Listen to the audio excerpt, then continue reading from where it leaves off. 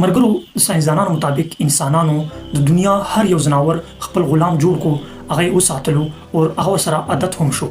انسانانو تر اوسه پورې مار هم وساتلو، هغه یې عادت کو او هغه مار انسانانو سره ښه ملګری شي او هغه مار انسانانو ته هېڅ تکلیف نه ورکوي. همدغه شان انسانانو لړم غونته کې خطرناک مخلوق هم خپل غلام جوړ کو، خپل قبضه کې راوستو او هغه یې وساتلو. انسانانو سپی هم وساتلو، سپی هم انسان سره عادت شو. د سپي چې کله تاریخ تاسو وګورئ، د ساینسدانانو مطابق د نن نه 8000 کاله مخکې دا سپی ډېر خوفناک و، ډېر خطرناک و. همدغه سپي به انسانانو ته تکلیف ورکولو.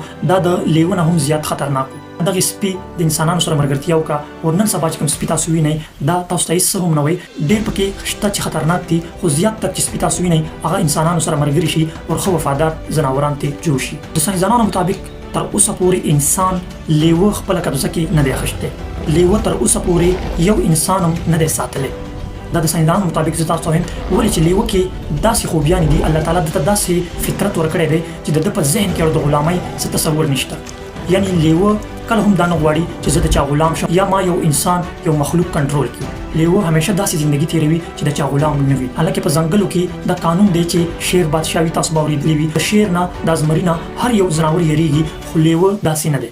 لیوه د چا نه هم یره نه کوي. چې چېرته د لیوه یو ګروپ رواني، په هغې کې ډېر زیات د لیوه اقسام وي او هغې په یو ګروپ کې رواني، نو چې زمری مخې ته راشي نو هغه زمری خپله لاره بدله کړي، دې لیوانو نه چې دی هغه زمری هم وتښتي. لیوه باره کې ساینسدانان دا هم وایي چې لیوه کله هم خپل حاجت چې دی، یعنې چې کوم جنسي حاجت وي، د میلاب حاجت وي، هغه د خپلې خور د خپلې مور نه پوره کوي. دا نور ځناوران چې دي دا خپله مور خپله خور نه پېژني، خو لیوه ته الله تعالی داسې فطرت ورکړی دی چې د ده خور دته معلومه چې دا زما خور ده او بیا لیوه چې دی هغې خور ته هېڅ هم نه وایي. باقاعده توګه سره یو واده کېږي او لیوه خپله ښځه پېژني. د لیوانو یو ګروپ وي، په هغې ګروپ کې یو مشر وي او دغه مشر چې دی یوه ښځه مشر وي. یعنی دا یو ګروپ وي او لیوان کله هم په خپل ګروپ کې د یو بل ګروپ لیوه نه برداشت کوي. یعنی د یو بل ګروپ لیوه چې کله راشي نو دا لیوان پې حمله وکړي او د هغه شکار وکړي، هغه لیوه مړ کړي او خپل خوراک ترې جوړ کړي. یعنی هوبهو همدغه لیوه ته الله تعالی چې کوم فطرت ورکړی دی، هماغه فطرت په انسانانو کې هم دی.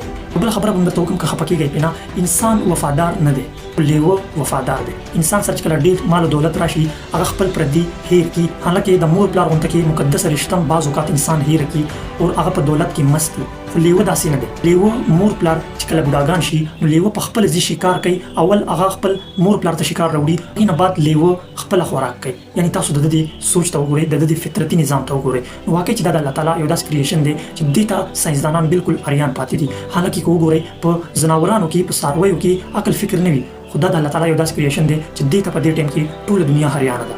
دا ویډیو مو که خوښه شوي مخکې لازمي شریکه کړئ او د نورو معلوماتو لپاره زموږ د آی ډي فالو هم کړئ. والسلام.